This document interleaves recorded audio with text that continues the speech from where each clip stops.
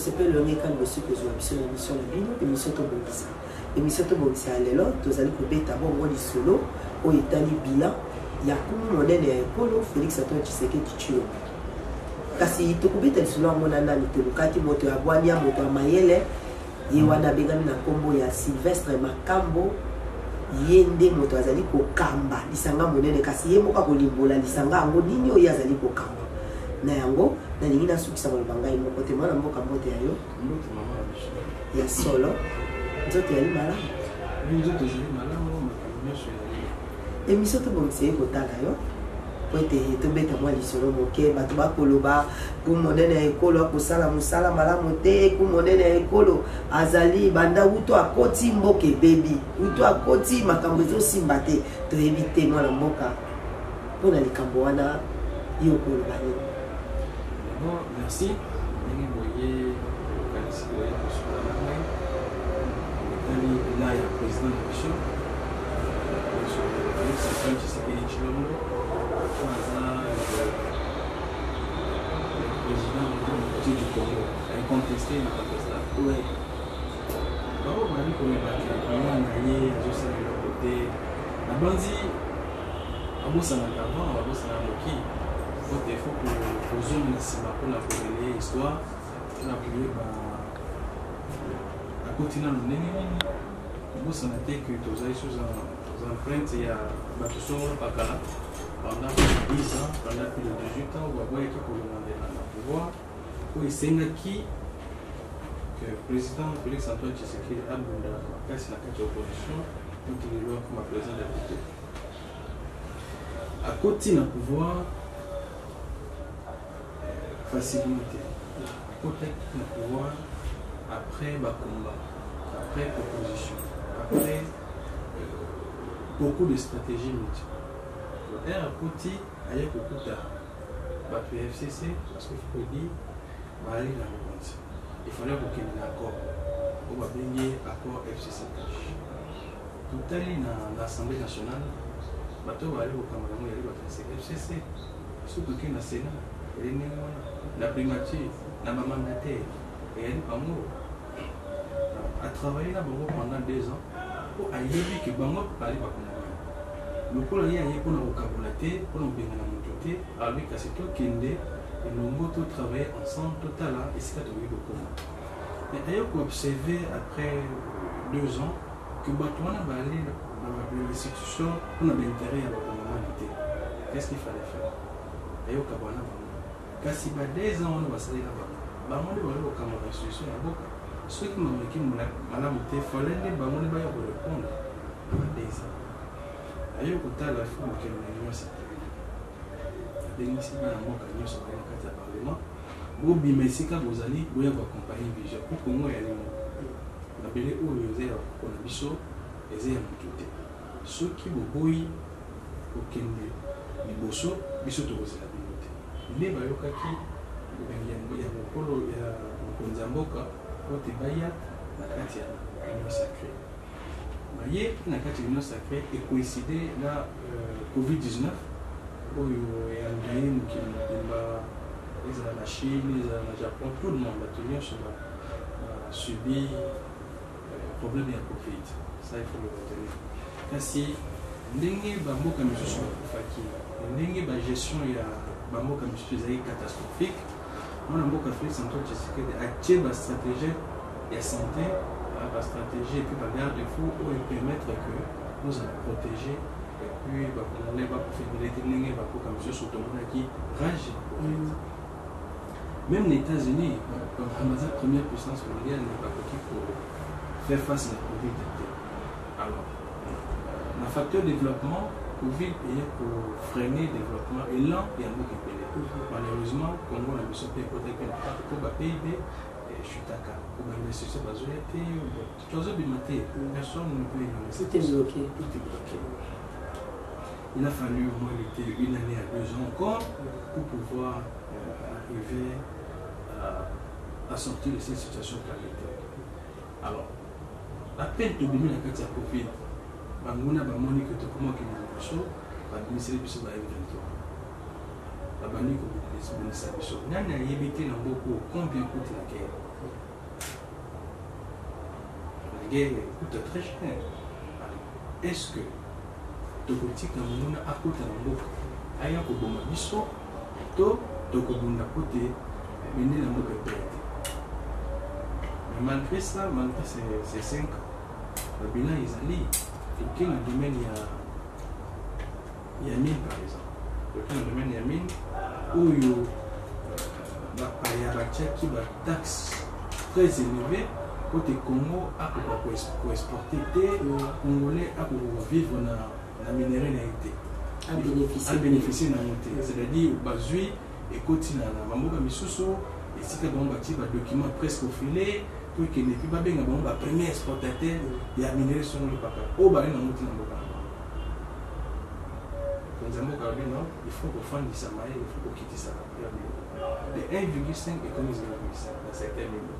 Pour nous permettre de Congolais de et si on a dit légalement, exploitant la carrière minière, on va au somba, au foutu la taxe et puis on initie la carrière minière. Pour Érami, bénédiction, il y a un exemple. On va péciber sur la carte de la c'est notre richesse. C'est notre richesse.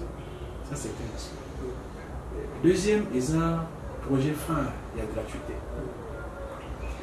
Na ba faire fond ya village ko ba tumso su ba kanisa la komo ya kisasa ya lumbashi ya lumote komo eza kata kokombe na kati ya suka na kati ya mboka komo eza pena na masuka eza kinzo na kati ya il faut que yebelo bana o bali na kinzo na kata kokombe est-ce que bali kotanga kasi bazotanga so bazotanga na condition non kala bazotanga te bakomi na kotanga ya mokonzi ya mboka atie gratuité na Congo te bana na babandi kotanga.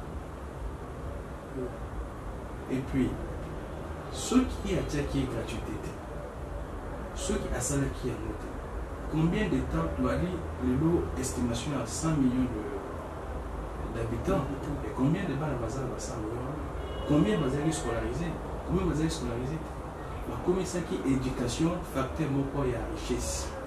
Comme c'est que l'éducation est le réaliste. Jamais l'éducation est le luxe. Il faut la nécessité et puis l'obligation. Parce que ceux qui puissent combattre le droit, il y a autant de choses. C'est que les enfants mais il y a des gens qui sont contre ça. Oui, il faut qu'il y ait un argument qui est au moment même Jésus Christ, quand il est allé peuple chrétien, il a salaki unanimité. Bon, monsieur Subaboya qui et puis Bapona qui m'a yibi la place à Yesu Barabas. Mais il y a un Yesu, plein de Bapona qui était. Et là, on y a surtout ça là, on y a sur le côté de ma côté pour intérêt personnel et aller. Moteur on ose 500 000, 600 000 et arrivé l'année passée et puis l'année passée quand ils allaient quitter et puis ben non, mais là, je 200 000 pour l'école. Zoa 200 000 kote mwana oyo azali na kata kokome akoka pe kotanga azwa bwanya na mayele kote lobi asuna mboka ekende liboso akosepela nango te mais soki aboyi kosala yango aza ndoki ya Congo bata ndenge wana bazolela mpona gratuité mpona gratuité en soi eza eloko ya malamu eza eloko oyo population ezosepela nango bamama na biso batata na biso nyonso bazali kati ya mboka. Et puis nous, les est-ce que les gens le corps président de la République a aussi pendant ma selon Makasi? Est-ce que les gens ont atiaki ou Hollande la paix Makamwana na ba fin fort de mutotanga bamboka wana na basuka suka Hollande la est-ce que oyo mitindo mokonzi ya mboka kumonene ekolo apesi est-ce que ezokende ndengo ya lingeli parce que ndengo toloba Congo eza Kinshasa te eza Lubumbashi te est-ce que kuna bato bazali bakolandela makambo malamu chef de l'état lingi esalama na ekolo na biso? Bien sûr que bato baali soki bote na kati ya président toza na collège éducation scientifique. Est-ce que basala mosala na bango parce que soki tolobi basala mosala na bango te c'est-à-dire tozo accusé que mokonzi aponi moto malamu te po atia esika nango toyebi que Félix Antoine Tshisekedi so asali choix na ye na moto eyali mpoza compétent ya tie place wana kasi jamais tokoki kobosana ke œuvre humaine ezalaka parfaite te et puis na kati ya bamboka wana ya de réalité oyo toyaki kokuta ya lusina 18 ans bamisusu batonga banzela te mpo bato bakende place wana banani basali babiloko ndenge bateau les gars qui envoient Antoine Félix Tshisekedi Tshilombo les lots ceux qui tournent le système yasika il y a gratuité oyo ils ont permettre peut-être nzela ezate point ezate oyo bato mosusu bayib bambongo les années passées détourner millions pour na banzela wana et puis ça pose aujourd'hui problème. Il faut d'abord chercher à réparer cela. Et on est toujours le parcours à rebondir ça. Mais gratuité en soi, elle est dans la volonté. Parce que dans chaque territoire, dans chaque secteur, à la projet à 57 territoires et projet, c'est pour trouver une autre innovation. Et pour la ça là. Donc il faut que vous ça là puis que l'on a mis tout à bateau que non. La carte c'est pas bon comme monsieur sur c'est pas suivi non. L'État est allé partout. L'État est atteint à faire front et village. Ceux qui ont la semaine ils ont ça là. C'est-à-dire bateau bazali wana au bateau là. Totoni otoni mwana mboka ba ndeko batali émission na biso alelo boko tala na kati mwa di falanse kokota mwa lingane kokota pona kosunga baye oyo ba kotala biso balinga pe mwa di falanse mwana mboka motuna moko elinga yawa pona bilan chef de l'État pona yo moko koloba nanu pona bato mosusu te kasi sika pona yo moko okondima solo te kumonene ya ekolo asali mosala malamu. Bien sûr, nous avons affirmé la sentiment. Je n'ai pas si ma point où il y a sa foi, ma camarade,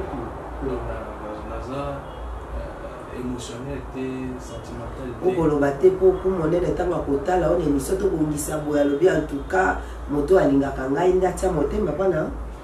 Non, pas forcément. D'ailleurs, on a président il y a PPC, président de la ONG. Donc ceux qui nous disent que azo pour le PSA hier le matin dans le cahier. Ceux qui allaient néanmoins battre danse avec la télé vraiment ça va tout y poni. C'est sûr, base de bilan.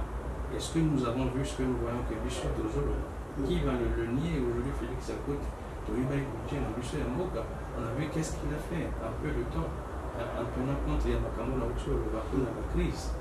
Ça n'a aucunement pas raison d'être bon, c'est ça. Ok, vous êtes autorité morale, vous êtes aussi le visionnaire de l'APPC, amour du prochain et de la patrie. Qu'est-ce qui vous a poussé de créer cette plateforme? D'abord, la plateforme concernant la PPC, c'est une plateforme extra-parlementaire dont le pays avait besoin. Vraiment? Vous êtes sûr? Évidemment, le pays avait besoin. Le pays avait besoin parce que, comme le président a lancé l'Union sacrée, c'est bien, nous avons fait beaucoup de grands acteurs politiques, n'est-ce pas, qui ont adhéré à la vision du chef d'État, que nous également nous soutenons. Mais je pensais qu'il fallait créer au président quelque chose sur lequel il pourrait compter. Parce que l'expérience politique en République démocratique du Congo a toujours eu une jurisprudence, c'est-à-dire dans le cadre que les gens aujourd'hui qui viennent vous soutenir, qui viennent là avec le dialogue, comme question autour de la maille, est-ce que c'est pas pour ça? Et que l'objet va se retrouver dans la poste ministérielle, mais sous la banane, comme ça la déclaration. Abisso ba grand ressortissant et Sikapo. Obisso banane to lobby toko. Nous sommes les autres freinés beaucoup. Les autres freinés développement. Les autres freinés population. Oh, il faut les bâtons de bino. Tout ce qui est dans la PPC, à mon du prochain la patrie, non seulement la façade politique, mais surtout sociale. Le biseau tout qui est accent la sociale et congolais. Et la PPC vient avec une vision claire. Une vision claire, d'abord nous avons un candidat unique qui est le président Félix Tshisekedi et nous pensons que nous pourrons lui donner une majorité intrinsèque, c'est-à-dire majorité où ils allaient négocier à côté. Dans le cas de l'espèce que Bissot, le lobby problématique doit aller ressortir ça, il y en a un pour exalter la carte PPC. La PPC c'est tout le monde, c'est le peuple congolais. Le peuple congolais sans restriction, sans ethnie, sans province. Où a Tangami à Congolais à Solo, quand il a fait la PPC, on va Congolais pas le Kouta Mali. Bien sûr, basé, mais nous ne voulons pas marteler là-dessus. Parce que Congolais, le côté des Congolais ou Azoli dans le Canada. Il ne faut pas faire la confusion. Parce que nous tous, ceux qui paient des pères et des mères, c'est ceux qui ont Zoyi Bamboko, Ali Congolais à Solo. Et puis nous avons vu que l'Union sacrée, au sein de l'Union sacrée, nous avons plusieurs acteurs qui ont changé plusieurs fois leur costume. Il faut que nous puissions le dire, nous n'avons pas peur de quelqu'un, qui ont changé plusieurs fois leur costume et que demain, nous ne voulons pas voir notre président, Félix Antoine Tshisekedi, après les élections, parce que je vous le dis, il serait élu confortablement à la majorité suprême. Et s'il y a quelqu'un qui doute, il y a des adversaires qui pensent qu'ils peuvent avoir quelque chose, ils vont échouer lamentablement. Alors nous ne souhaitons pas qu'après le passage, avec le passage magistral du chef de l'État aux élections qui arrivent, qu'il n'ait pas une majorité sincère, qu'il n'y ait pas une majorité fidèle, qu'il n'y ait pas une majorité qui soit à l'écoute du programme du chef de l'État. C'est pour ça que Doué a APPC pour produire des députés sérieux, des hommes d'État sérieux qui n'ont pas de passé étouffé par les détournements, qui n'ont pas de passé étouffé par des implications dans des guerriers, dans des guerres, ou encore qui n'ont pas de passé étouffé de corruption. Alors, ces gens-là, c'est ce que prépare la PPC pour le Congo, pour soutenir le chef de l'État, et maintenant engager des réformes institutionnelles pour que le Congo puisse aller de l'avant. Et puis, ceux qui vous taillent organigramme et la PPC, je vous invite, chers journalistes, à vous rapprocher, n'est-ce pas, du coordonnateur exécutif de la ville pour prendre connaissance de la charte de la PPC. Au moment où la PPC va fédérer la réalité. Il n'y a pas de président de je ne sais quoi, président de Ligue des femmes, des jeunes basatés. Parce que imaginez vous préparer pour te pour soutenir l'action des présidents qui viennent avec des projets clairs. Sur la Ligue président, il y a la Ligue des femmes. Ce que vous voyez, comme le président de la Ligue des femmes du Congo, les a ratés. Alors que quand vous voyez l'organigramme avec un coordonnateur exécutif, un secrétaire général exécutif, des délégués ou des présidents de commission, nous en avons 6, la commission planification et développement, la commission stratégie politique, la commission culturelle, la commission mobilisation, sensibilisation, la commission réforme institutionnelle, la commission des fonds. Vous voyez des gens qui touchent déjà à la chose publique, qui touchent à des secteurs qui sont au sein de la République. Et que demain, quand vous avez un secrétaire général à la présidence et qu'il y a un secrétaire général à la PPC qui travaille durement, ça se croyait moi au sein de la PPC, tu travailles vraiment maxi, et que demain il vient assumer des fonctions d'État, vous aurez un homme d'État avec une expérience professionnelle. Parce qu'il a travaillé au sein d'une plateforme décentralisée qui l'a enseigné et il a eu des stages qui viennent. Le système du politique ou des partis politiques aujourd'hui au fédéral, ça n'apporte absolument rien au pays. Pour que Congo et Kinshasa sortent, il faut une nouvelle donne, il faut un nouveau système. C'est ainsi que l'APPC vient avec ce système-là et accompagner le chef de l'État dans sa vision pour que nous puissions progresser. Je prends le cas d'espèce de fait des jeunes Congolais des millionnaires. Qu'a dit le président de la République? Lorsque nous prenons ce discours, il faut le matérialiser. Comment est-ce que nous pouvons le matérialiser? L'APPC, nous avons la commission planification et développement des projets. Au cause, vous pouvez être un jeune qui n'a absolument, qui peut, ou même voilà, une structure, un monsieur, qui a des idées aussi. Qui a des idées qui viennent. Et la commission planification et développement de l'APPC reçoit vos idées.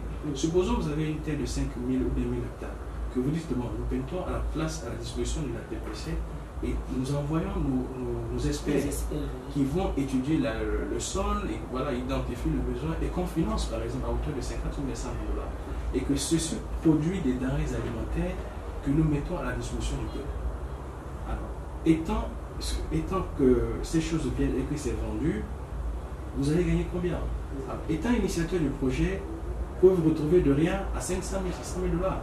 Et là, la vision automatique de faire des jeunes millions des Congolais se matérialise.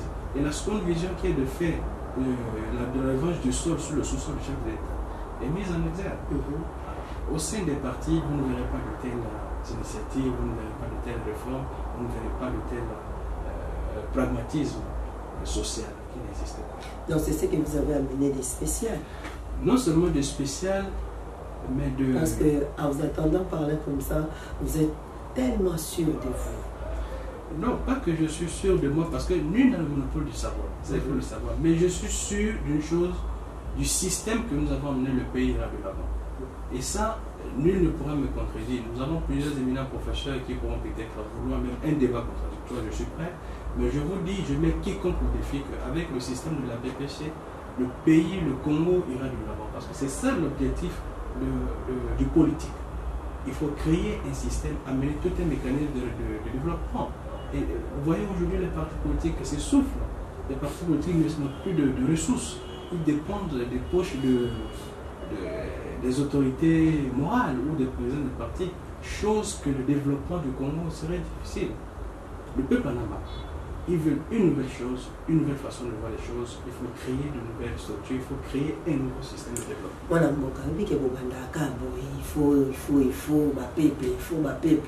faut ma peuple, mais vous souka obel anzila, vous souka obel anzila, mais il faut ma peuple va moni pas siti balembi. Nazo mona yo zapenda makasi pena nani ala simana. Jésus Christ. Ma politique Yesu apoti amu. Ah oui, vous savez, Botal Congo, elle m'a Kotsamboka Kotaki, nous on peut choisir ça qui est a organisé qui prière dans le stade de mardi, Kamati Congo a péché en Mozambique, Jésus Christ. Alors, ceux qui, le premier citoyen du Congo, Kamati Mboka Nabiso, a péché en Zambie, on a la ligne de Bonaparte Nabiso, on a été tapé ça, pour une chose ils ont été. Et c'est la politique. Daniel n'a pas été Bible à politicien. Nazé de Tanzanie.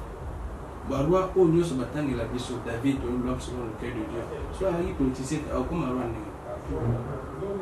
Et l'autre, il y a ce qu'on a en réalité. Tout ce qui est aujourd'hui a déjà été.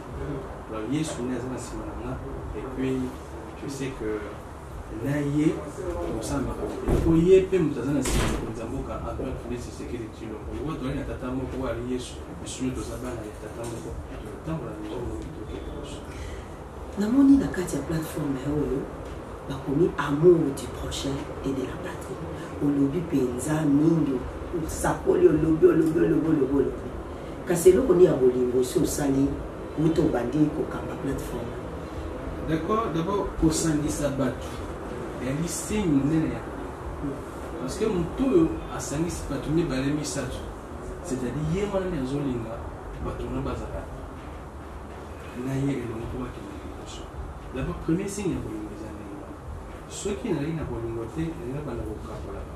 Et puis, deuxième chose, il y a PPC, il y a des systèmes où il y a système, voilà, les athées que nous avons des le papa, non, ils ont compétence, il y a un monde. Et puis, il y a un projet en santé, la carte de PPC. Où il y a un membre de la PPC. Il faut avoir soin. Toujours travailler. Nous travaillons sur ça. Ceux qui n'ont pas de canissa, la canissa déjà, il y a santé, il y a des autres qui ont la canissa. C'est-à-dire que nous avons des ceux qui ont la canissa, il y a monté.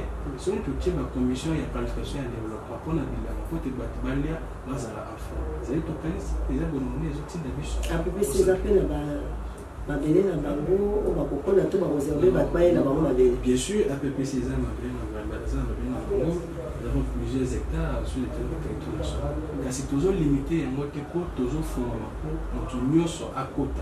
Toujours dans ma amour du prochain. Il faut qu'on y ait là où ils ont un amour au PC pour te biso banso to kabola motolia. Et vous avez mon commensusu motamemi projet na ya ye na ngula APPC ba fini on a ba misi na ya ndeko ya exécutif provincial et misi ya secrétaire général ils avons monté. Et là vous allez intéressant il y a wandolo na kati ya organigramme ya APPC secrétaire général ye moni na aliwana azana tout azana pouvoir ya nommer monto ya projet. C'est-à-dire monto ya projet ali nommé na conseil des sages. Donc, à l'OPC, par rapport à une injonction de l'OPC, soit il y a un projet où il y a étudié un projet, il y a ça. Ce qu'il y a un projet, c'est pas pour le projet, non. Il faut qu'on réfléchisse, il y a un projet où il y a qu'on contribue au Congo, et qu'on contribue au cannabis. C'est là qu'on peut récupérer votre projet, et puis le mécanisme automatique, le projet est mis en place, comment il bénéficie, il faut bénéficier d'un projet. En vous regardant comme ça, vous êtes encore trop jeune. Mais heureusement qu'ils ont noté le modèle au Congo. Bon, il faut parce que tant qu'ils ont dit ouais yaka au bosani français ni oso to bien au bosani yango ba peuple ba komoli bon et loko oyo na base population époque ko c'est un mot na besoin de mon question c'est vrai que baza ba grand acteur mais qu'on a besoin jamais de copier pour aller comme ce totali Patrice Emery ala di ko côté aller puis mukolo moko ya gravité kasi ye mona ne akoki atelemi alobeli belge bibiso tunyoka mingi tolengi opesa biso les parler et c'est là que tu sais c'est là qui Maréchal Mobutu à côté de ça les 32 ans je pense kasi à côté qui jeune et à côté que tu es baki et Isaïe combien $1 musée un musée na boka à côté qui perd la à côté était avec c'est pour dire quoi ce qui nous a télé a une vision solo a une ambition sérieuse a un monde qui faut comme si kaboye tout est et nous koboye et ça les amis makambo ya jeunesse les amis makambo ya âge pour cause la mukolo et l'accès le côté zoba pe anuna moyibi pe anaka alors comme ça suki ya pembe il a excité que aux années na boanya donc ikamba donc c'est aller na boanya oyo na senga chaque fois nzambe apesa ma ya moko te lobi kane mu diwana zunzungu yete nazala kaka na ligne lecture kana ko te na ko mesika nzambe ka misiko APPC amour du prochain et de la patrie et de la patrie ko kasi na kotala ceux qui tokei totalement moke APPC et ça n'a pas tout le bas la bengumba to ba province nyonso ya ekolo ya biso to APP zobe na Kisasa APP bani makambuka be na Kisasa très bien na olingana symbole na mona lopoto to organigramme ezana kata lopoto to bande ko mona mona ni mabete te bayebi ke bande ko musu ba yo pali français mbola ngo kala lopoto ça va d'abord eloko babengi système ya APPC ya lenge omoni baparti bamesani ya kozwa siège na bango nayebi te soki basignala convention nini na Kasavubu awa o alongo ya tie na Kasavubu o alongo na Kasavubu sembeka te biso eza ndenge l'APPC c'est dans tout d'abord eloko babengi système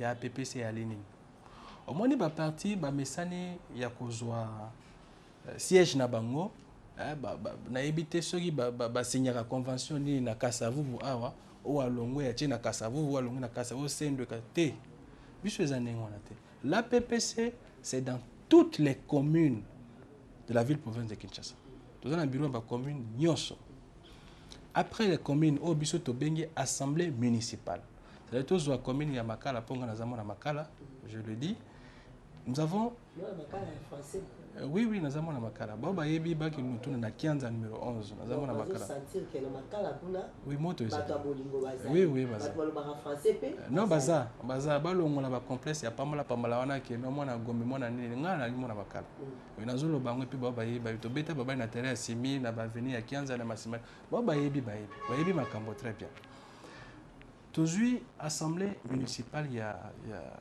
toujours commune ya Makala tous ans le babengi assemblée municipale ya Makala na kati ya assemblée municipale ya Makala tous ans coordonnateur exécutif o aliwana tous ans secrétaire général ya municipal o aliwana tous ans ba délégué ya ba 6 commissions on a outi otanga il y a cela quelques secondes au bazawana tous ans comité d'éthique où ils a composé il y a 3 membres au baliwana sikoyo l'assemblée municipale ya commune ya Makala ils ont relié l'assemblée urbaine. Ils ont été district il y a Funa. Alors, Bango, Funa a chapeauté non seulement Makala, Kasavubu, Kalamu, quoi encore, Bumbu, Selembao. Chaque commune wana babito bengi une assemblée municipale. Toza na ba bureau à chaque commune. Et partout, hein, je vous le rappelle le du Congo. Ils ont si quoi, l'assemblée municipale wana, baza relié na l'assemblée urbaine. L'assemblée urbaine, ils appellent même organigramme. Un coordonnateur exécutif urbain, où il y a un rapport, il y a un coordonnateur exécutif municipaux. chaque délégué à Zopesa n'est pas délégué urbain. Et maintenant, l'urbain à Kamati Yango a matière au niveau provincial. Assemblée provinciale de Kinshasa. Ils ont acté la ligne, oui, la ligne, dans Beauvant, dans le palais du PPCK, Cordon Rossa Azali. Alors, eux, et eux aussi prennent maintenant l'envoi au secrétariat général. Et le secrétaire général, lui, prend et étudie, mais on a quand il y a conseil des sages, où il y a organe suprême, il y a un PPC. Le cas d'espèce des provinces. Dans une des provinces, hein, toutes les provinces, hein, le Kwilu par exemple, nous avons Bandundu-Ville où nous avons l'Assemblée provinciale. Nous avons la ville de Kikwiti où nous avons l'Assemblée municipale. Dans il y a des territoires, nous avons un bureau. Les territoires ont également des bureaux, même organigramme. Dans secteur, nous avons des bureaux. Des regroupements, hein, des groupements, pardon, nous avons également des bureaux. C'est-à-dire, c'est tout ce qui est comme l'ensemble du Congo, même dans les fins fonds villages à PPC, ou ceux qui sont pas encore, nous ne sommes pas encore arrivés, nous sommes en route. Bon, bah, déjà, c'est le même organigramme. Alors, un tel organigramme, quel parti politique a côté les PPC? Je vous le dis franchement. Dans le cas de la PPC, les alliés na parti politique des autres quotas, tout les appels na Masanga Moussousou, na évité boni les alliés organisés. Non, la PPC, les gens. Pamate baïba kota la biso ta Moussousou, ICP li bakulunga kwa. Effectivement. La PPC est une plateforme extra parlementaire. Extra et il y a une bande et à parlement, c'est-à-dire il y a politique. Et puis plus au social. Ma confession religieuse, l'église, l'ASBEL, les ONG, la fondation, la personne vivant avec handicap, la personnalité politique, publique et populaire, tous les Congolais, sans exception, sans exception,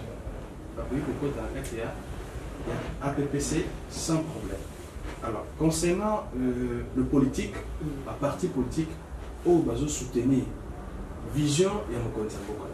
Il va partir opposition parce que l'opposition n'a pas beaucoup de raté. Si on dit que. Parce que votre opposition va être oui, parce que si vous avez une bolingo, vous comprenez qu'il faut tout ça. Ici, quand vous avez tout le monde. Si vous avez opposé, ya mabomu na bango batelemelika bango pe balingi bali ya mwa kwa so lingi bino ka boli aka bango ya konga nini to ali kolia makama ya leo eza kosala musala pote mboka etelema konga eza la monene pour bakongomani nyonso bali ya konga eza ya sono pakala te parce bango donc yango c'est une parenthèse so oza na parti ya opposition komeka ko pourcentage ya PPC au biso nous soutenir Félix Antoine Tshisekedi Tshilombo pour toujours soutenir le développement ya Congo. Nous avons les partis politiques, les confessions religieuses, les ASBEL, les fondations et toute personne, tout Congolais étant conscient de le développement du Congo, tout ce il y a seulement un moka outil qu'on va malade. Kasi mutuna mosusu elingaka ya moke. APPC eza wana pona mikola kotanga to ezali kaka pona élection oyo to kosala nde to suki wana. Je vous rassure que APPC, selon moi, est éternel. Est éternel parce que la réforme a miné. Il y a ta femme parce que parce que je veux dire, même Congo ou toujours bien dans la République démocratique du Congo, il y a quelque part. Comme on est quelque part, il y a un jour et il y a le mythique. Bah, on a vu sur la table, il y a un lobby. Bon, bah, on a que Congo est pour nous à la balkaniser, va changer. Bah, il y a déjà que plan on a les airs. Et ici, alors, quand nous avons un PPC, il y a un jour. Et vous avez pérennisé parce que tu as une réforme. Pour mon style, on a si mieux. La yéné pour la corriger. C'est pour ça que la PPC est arrivée pour que le pays puisse se développer. Vous assurez que votre union soit malaki le bosso na yo l'équipe mais aussi même dans l'équipe. Na l'équipe mutoté. Quand c'est na kelasi to na kati auditoire. Oui, vous avez ébélé. C'est professeur à la parole. Oui, vous avez boigna na ndenge na yo. C'est na temps na ye, na temps où il y a des professeurs, il y a des enseignants. APPC et Yotanisa. APPC c'est la monnaie le système. Vous avez parlé du système là, nouveau système. Système wana tanya on a kelasi total qui carnet va parti politique la plateforme maison pour ça la na ngolo bitenga faut la changer na ila ba stratégie pour wana pera stratégie ya ko kandeni ya ko benda bato pembeni to ebite to ezaboni. Non, oui, na ko soulever aspect peuple bantou tout ça très intelligent. Ça, il faut le savoir. Na Congo, pour ne pas dire même l'Afrique, nous avons bateau, bateau babanga kasoki tokamati stylo na papier. Batang ici ban na biso ba savant ya minene ya mokili. Batang ici bureau na baza savant. Congo pesa ba savant. Congo azape na ba génie intellectuel ba ouais. Alors ce qui les loue, il faut qu'on réfléchisse. C'est après réflexion que nous habitons. Il faut des réformes institutionnelles. Car si au courant pour ça la réforme n'a quatre institutions, ceux qui pourtant tu n'as pas encore commencé chez toi, c'est grave. Il faut que maintenant la réforme n'est-ce pas c'est ainsi que l'APPC est un système, il y a SICA, pour Europe, ça Congo développement, pour te lobby et aux mise en application que le Congo puisse s'améliorer. Moi, je ne sais pas comment on a su pour la ressource qui ça. Que pensez-vous pour l'avenir de notre pays? D'abord, très sincèrement, je pense que Dieu nous a beaucoup bénis. Et ce n'est pas pour rien que le Congo est un scandale géologique. Il y a une destinée pour le Congo. Il y a une destinée. Aujourd'hui, nous avons un fils de Congo à la tête du pays. Chose que nous avons longtemps voulu, et que c'est arrivé, c'est-à-dire ça va se réaliser, et que nous devons croire, ne pas accepter ou ne jamais penser que les gens viendront, je ne sais où, pour contribuer, pour développer le Congo. Ce sont les fils du Congo qui doivent développer les nations. Et tout Congolais, je le dis sur la mémoire, tout Congolais a le souci du développement de ce pays, qui a le souci de la grandeur du Congo, plus et ne pas céder à la destruction. Parce qu'il y a les ennemis du Congo qui sont là, en cette période sensible des élections, pour vous démoraliser, pour c'est pas vous intoxiquer, mais croyez-moi, rangeons-nous devant l'homme qui est à la tête du pays et apportons une vision positive pour que le Congo puisse aller là. Le Wana solo, bana mboka, boyoki mwana mboka. Ndenge nini aniati pe alobi mais mitune etondi ngai kasi etandoke ezalaka be ngonga yango nde totosi ngonga tokozongela ye mokolo mosusu mpona kobeta lisolo ya APPC po tokota mpena na mozindo tokokende bisika makambo yango ya APPC ezosalama po toyeba lolenge nini ezali kosalama ya solo to mpe mwa mbilinga ya ye na kati botikala malamu tokutani bongo na mikolo ekoya bye.